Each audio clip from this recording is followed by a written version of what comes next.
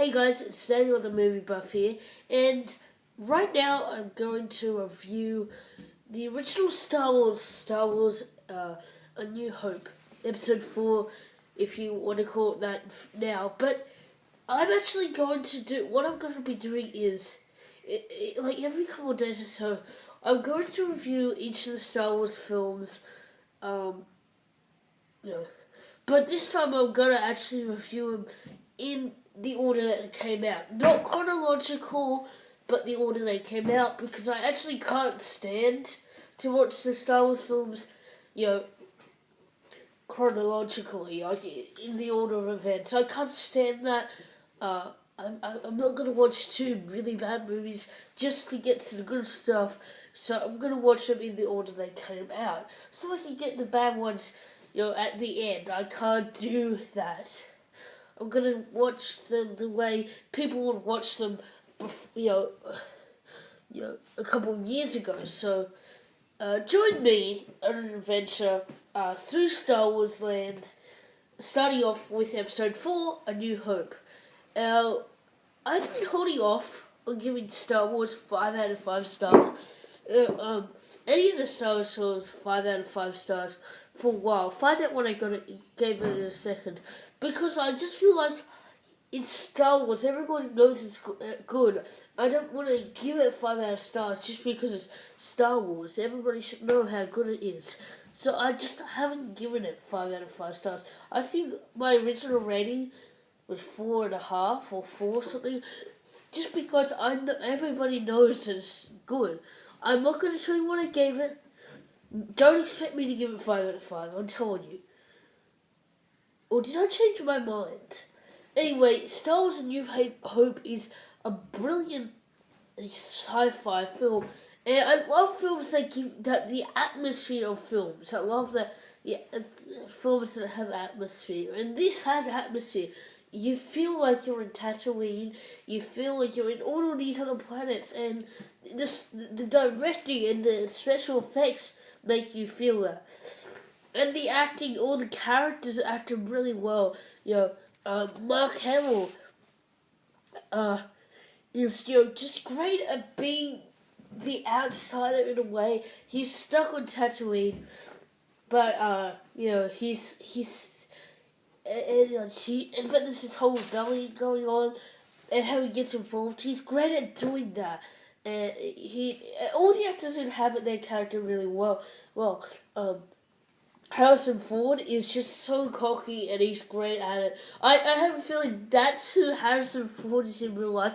I feel like he's that kind of person, the Han Solo type in real life. Carrie Fisher really gives the feeling of somebody who's very important, and being special and high up. Different to like Luke and Han Solo. She's on a different level of superiority, and she does very good at understanding the character. All the actors do great at understanding the characters. Alec Guinness is very good at being wise.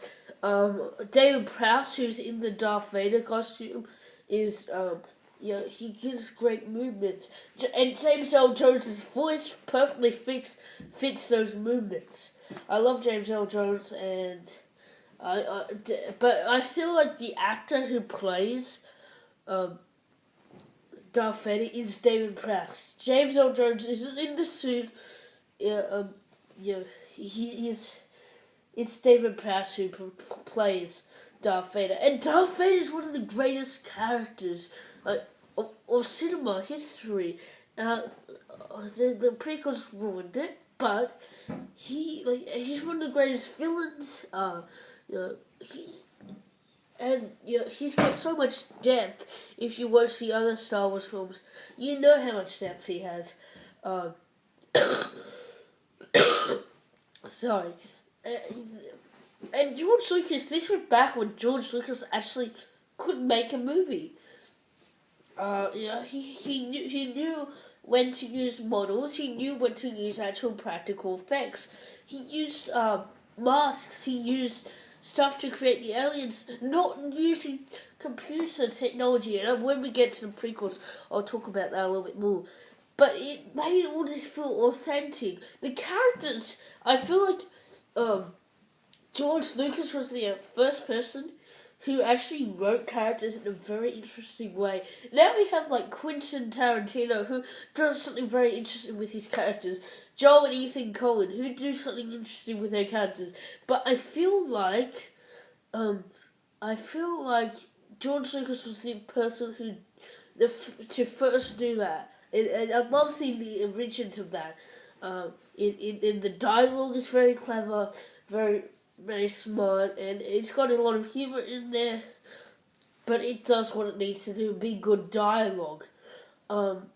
Yeah, the directing is so good in this movie. I just looking back, and it makes me sad. Like, what happened to George Lucas, I don't know. But whatever happened, like he just fell off. I'm not going to talk about that here, but the music in this film is brilliant too. I just did that because I'm so excited talking about this movie. The music is like really good, and I think it might be my favorite film score of all time. Not just like theme. Not only is the Star Wars theme very good, we haven't got the Imperial March yet, but the villain theme in this movie is still very good. This is like, I love Star Wars. And this is really the first time I've actually just sat down and gone, this is brilliant. I've always liked Star Wars, but I've never like gone like, this is brilliant, and I feel like I did this time. I've learned a lot about reviewing stuff recently. There are several movies where, I've kind of been holding off giving them my highest mark because, I can find like something wrong with them. But now I'm like, and I don't want to be the only person who likes that movie so much. That's my favorite films of all time. Not Star Wars, because it's in a lot of people's favorite. But you know what? Recently I've just been going, screw you critics. I like what I like, and you like what you like, okay? So I've really come into my own in that way, which I haven't done before, and I'm quite proud of myself doing that. Star Wars, you know what? 5 out of 5 stars. I just did it. Yeah. Just because I can't think of anything wrong with it. I just been holding off giving it 5 out of 5 stars just because everybody knows it's Star Wars. But I think it turns out I need to tell people that you need to see the original Star Wars and you need to like it. Okay? Seriously, Star Wars is wonderful. And I can't wait to actually watch the other ones with a more critical eye. Because that's what I've been getting recently, so we'll see what happens in my next reviews.